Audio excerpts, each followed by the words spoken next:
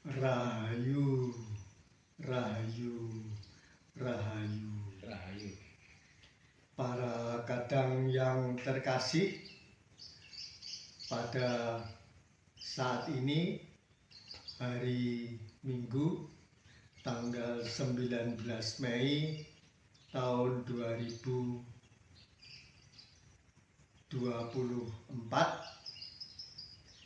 saya Gracius Yosef Eskaryanto Reksor Sumarto bersama dengan Mas Budi Nur Cahyo akan membicarakan mengenai kebaikan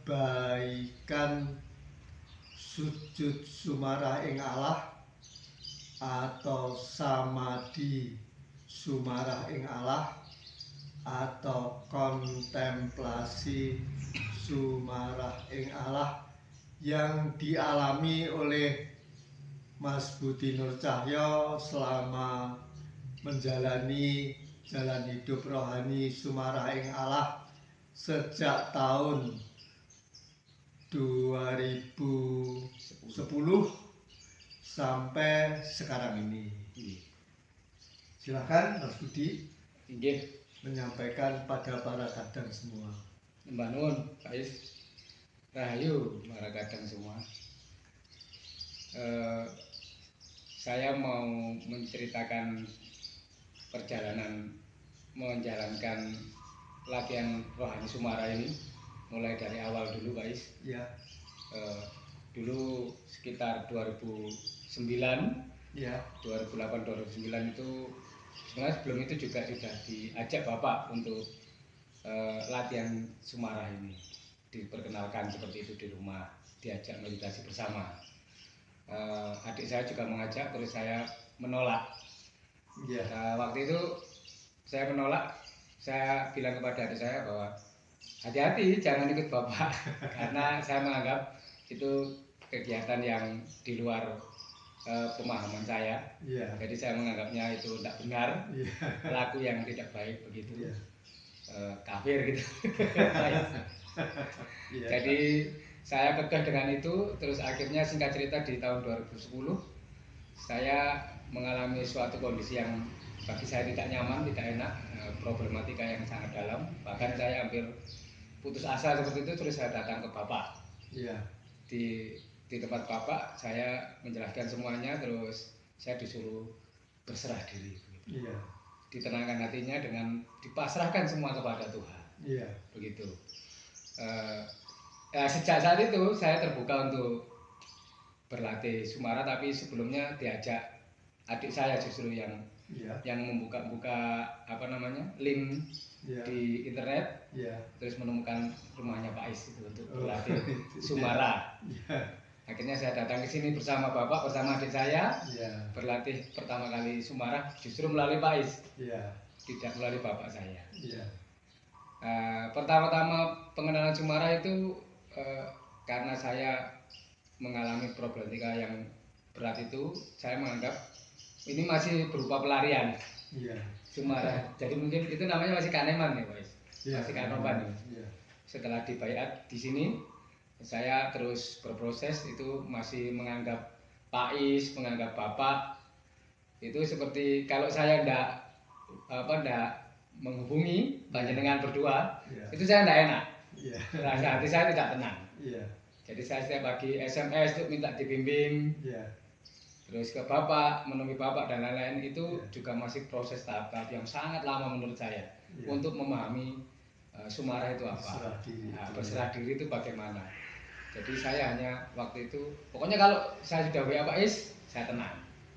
Tapi begitu problem itu teringat kembali di dalam pikiran, saya menjadi tidak tenang lagi. Nah itu pertama kali saya belajar Sumarah. Sampai terus ikut latihan Sumarah di rumah Bapak, rutin begitu, setiap hari Sabtu malam Minggu. Nah di situ dikenalkan tahap-tahap Sumarah itu eneng, ening, eling, terus ke tahap Trimurti. Saya menganggap waktu itu Trimurti itu sudah puncaknya Sumarah. Jadi sudah sampai di tahap Trimurti adalah puncak dari Sumarah begitu. Tapi semakin ke sini ternyata belum. itu masih jauh. Itu baru tahap kedua. Ngaten nggih Pak Is. Iya, betul. Sampai di sekitaran tahun berapa waktu itu ya? 2014. Iya. Saya masih ingat ketika datang ke sini, waktu itu saya tidak rutin datang ke sini. Iya.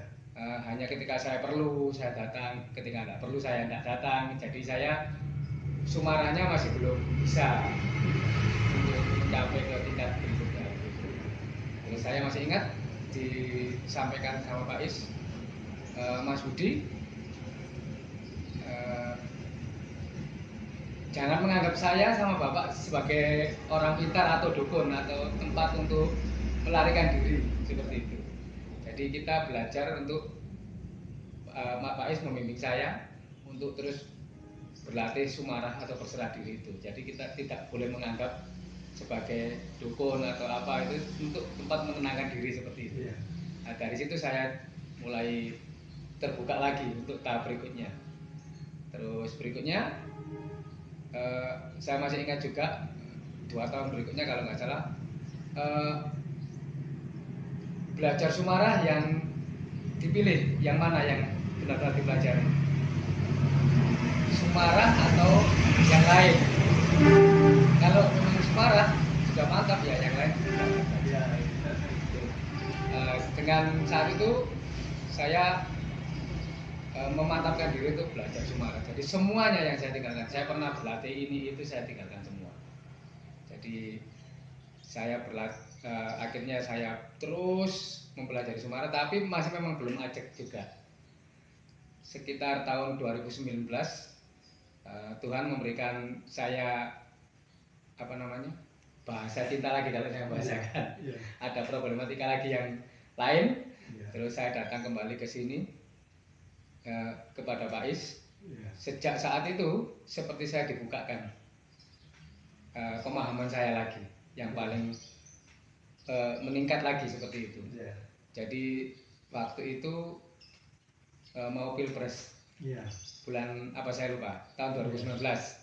Waktu itu mau pilpres, terus saya ditimbali Pak Is untuk datang ke sini. Diberikan petunjuk ini rutin 2 minggu sekali waktu itu Pak Is. 2 minggu sekali datang ke Madiun, Mas Budi, kita berlatih bersama untuk terus meningkatkan. Nah itu saya meningkat dari Kak Sepuan Trimurti menuju ke Jinem.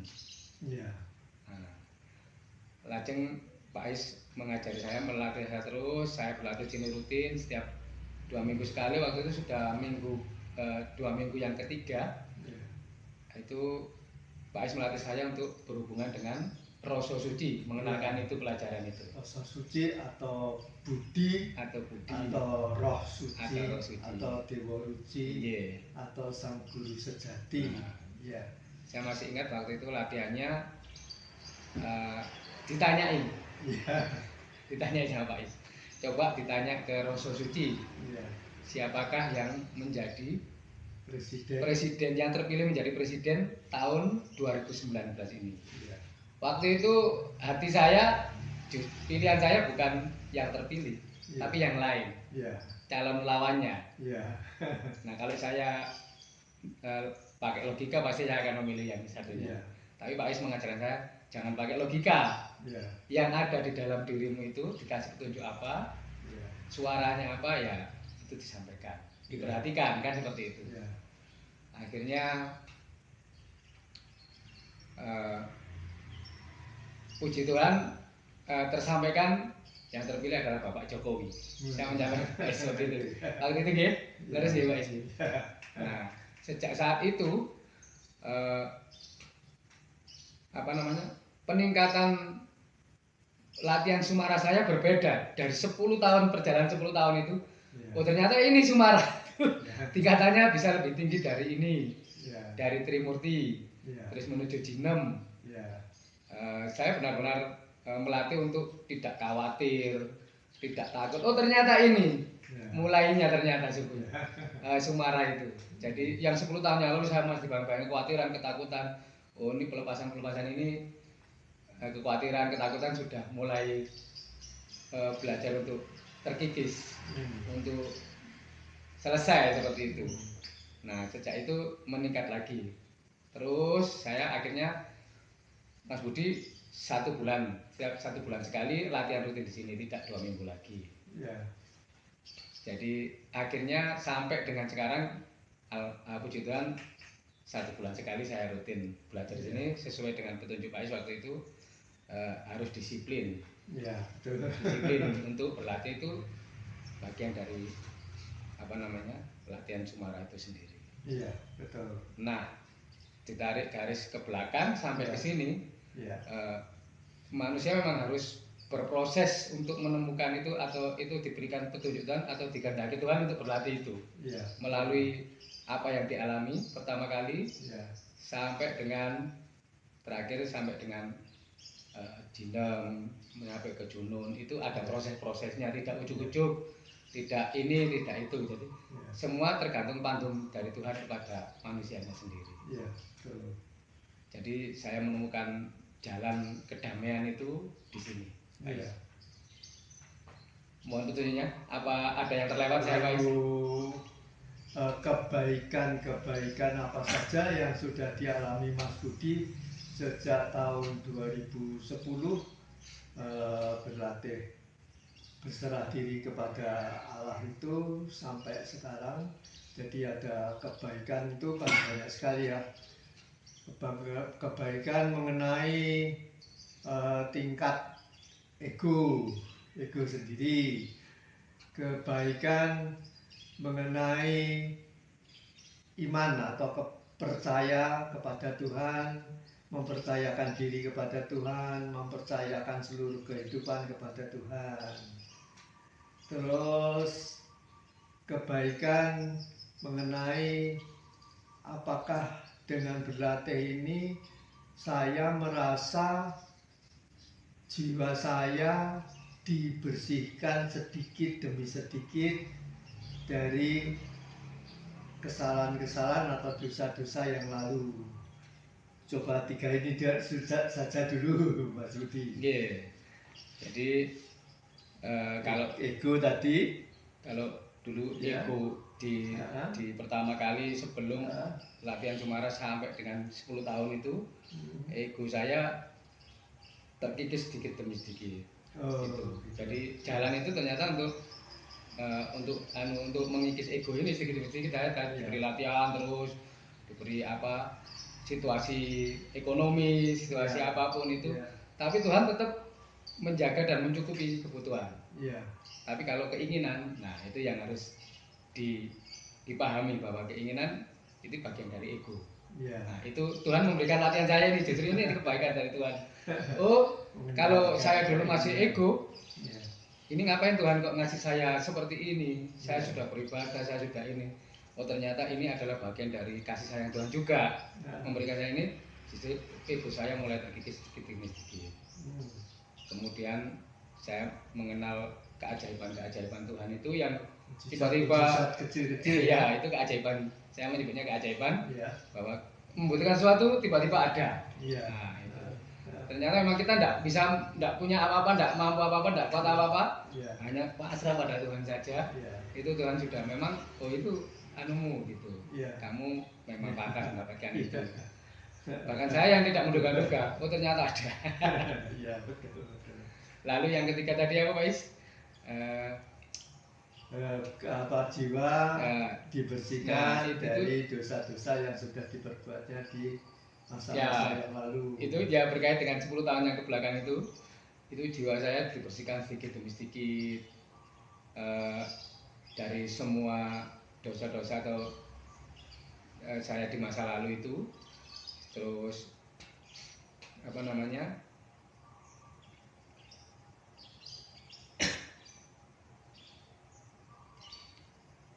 rasanya bagaimana sesudah merasa dibersihkan tuh, rasanya bagaimana? Apa ringan, apa terang, apa jelas mengenai kehidupan yang akan datang? Waktu itu tahun 2014 kalau nggak salah Pak Is mengajak saya sujud. Di situ saya merasakan, Pak Is merasakan katanya ini dingin sekali seperti itu. Nah itu mulai dibukakan ya, sedikit demi sedikit. Setelah itu saya merasa ringan, damainya lebih seperti itu. Terus penerimaan saya itu ada seperti itu. Jadi mulai menerima itu ya. Mulai menerima situasi dan kondisi itu. Jadi penerimaan itu hasil dari proses berserah diri yang sudah meningkat tadi ya. Berarti memang intinya berserah diri itu ya, Mas Budi, sehingga nanti akan dibimbing menerima keadaan yang dialami. Jadi saya belajar berserah diri ini, lalu ada proses untuk saya menerima situasi dan kondisi ini. Ternyata saya harus menerima ini semua, begitu. Nah, itu kan memang belajarnya berserah diri dulu, Pak. Baru ada proses penerimaan dan lain. Setelah proses-proses itulah saya baru seperti itu. Jadi itu perasaan jiwa itu mulai dibersihkan sedikit demi sedikit oleh Tuhan sehingga bisa menerima dan sebagainya itu. Kemudian sekarang menyangkut kebaikan yang berikutnya. Kebaikan yang berikutnya mengenai keadaan keluarga, bagaimana hubungan antara Mas Budi dengan Mbak Iva, dengan Jasmine, dengan Lintang. Jadi kalau dulu dan ketika itu si Kinar belum lahir ya. Belum.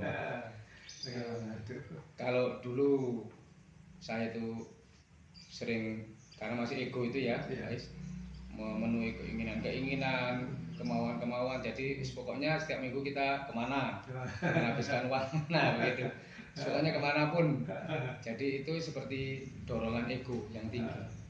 Nah, setelah belajar Sumara, mengalami perjalanan ini, istri saya lebih bisa menerima juga situasi dan kondisinya.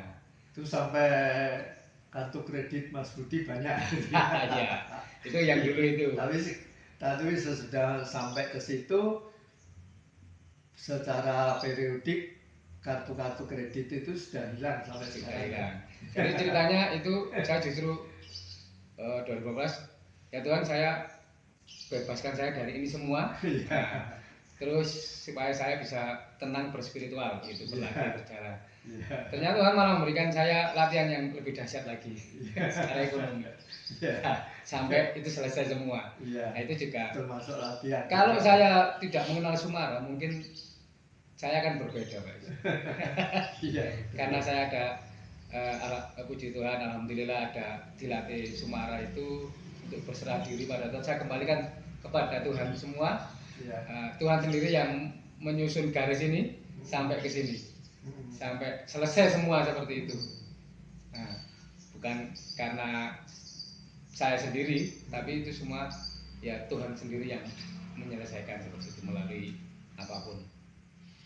Kemudian kebaikan berikutnya adalah juga ketika Mas Budi itu melakukan sujud Sumarahing Allah atau samadhi Sumarahing Allah atau kontemplasi Sumarahing Allah, itu juga jiwa-jiwa para leluhur termasuk almarhum ayah, almarhum kakek, nenek, buyut yang sudah meninggal itu juga dibersihkan sedikit demi sedikit oleh Allah.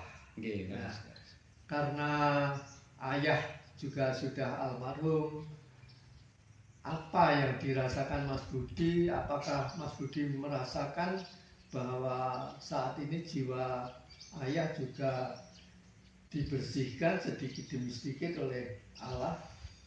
Mas Budi merasakan apa yang dirasakan Mas Budi?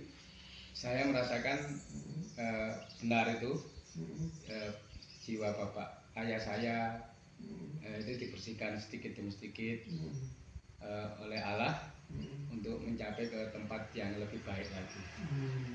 Yang sebelumnya saya pernah bercerita waktu itu ya Pak, ketika ditanya di mana sekarang, nah terus sekarang di mana? Jadi bapak sudah mulai meningkat di alam penantian.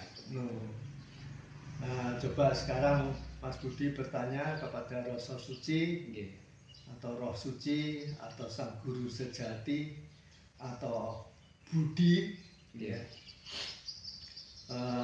Ayah atau bapak berada di alam mana.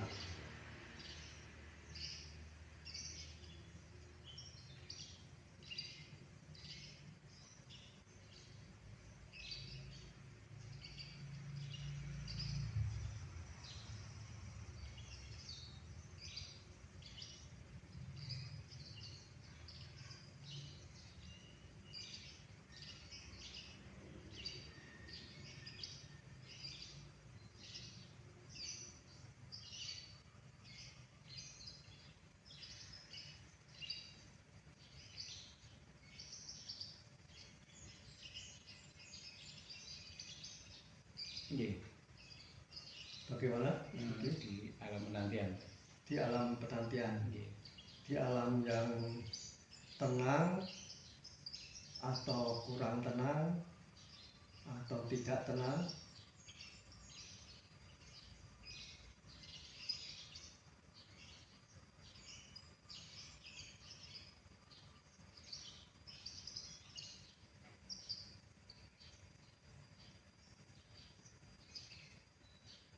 Di alam yang tenang. Di alam yang tenang. Jadi sudah meningkat dulu belum ya?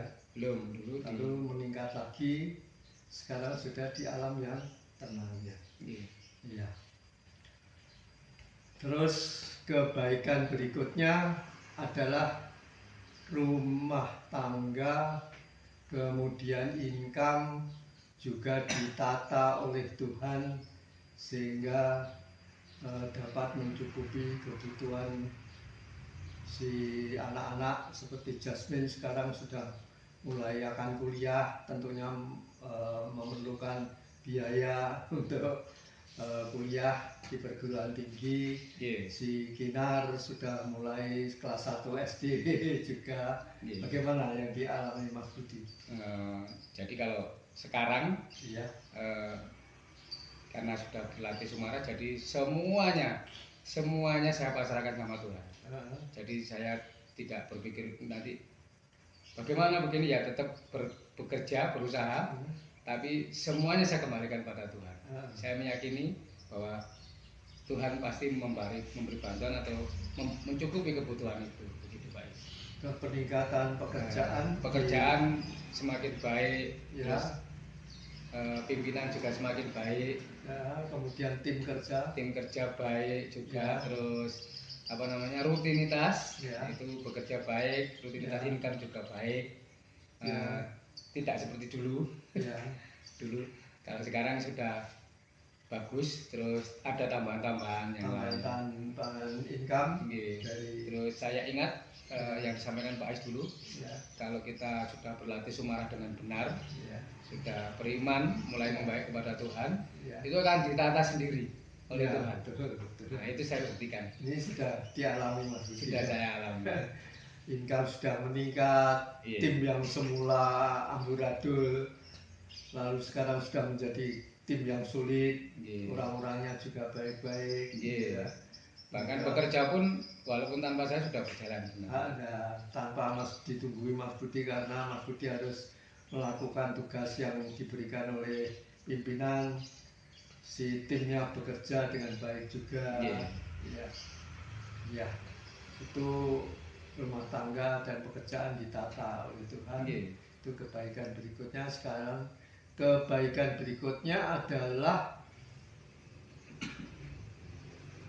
kehidupan anak turun itu akan dijaga oleh Tuhan dan akan dijamin juga kehidupannya oleh Tuhan. Ini tentu saja belum dialami oleh Mas Budi, tetapi Mas Budi sekarang coba kita masuk ke samadhi, kontemplasi atau sujud sebentar, dirasakan apa yang akan dialami oleh putra-putra Mas Budi seperti si Jasmine, Lintang, dan Kinar di masa-masa yang akan datang.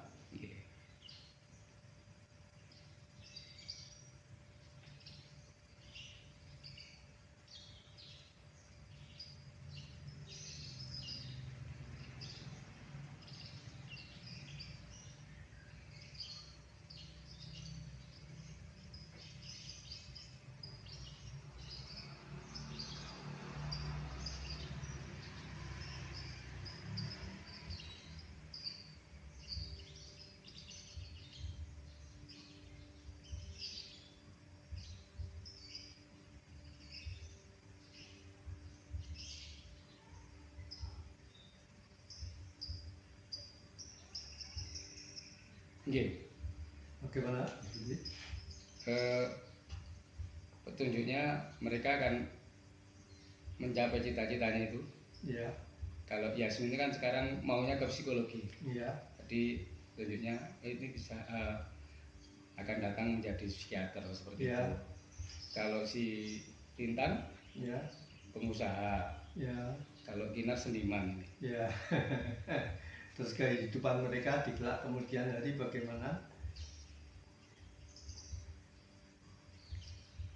Sejahtera, Mas. Ya, sejahtera. Ya, amin, amin, amin. Segala puji syukur kita lambungkan kehadirat Allah. Rahayu semuanya, seluruh keluarga Mas Budi sampai ke keturunan-keturunan yang akan datang. Rahayu semuanya. Rahayu. Demikian para kadang yang terkasih, sharing ungkapan pengalaman Mas Budi yang dialami sejak menjalani jalan hidup rohani Sumaraing Allah mulai tahun 2010 sampai sekarang ini, pada hari ini, hari Minggu tanggal 19 Mei tahun 2024. Semoga ada gunanya bagi para kadang semua yang terkasih. Semoga para kadang semua yang terkasih dengan seluruh keluarga selalu dilindungi oleh Tuhan, selalu mendapatkan limpahan rezeki yang terus-menerus oleh Tuhan, dan selalu diberi kesehatan setiap harinya oleh Tuhan. Rahayu semuanya, rahayu, rahayu, rahayu, rahayu.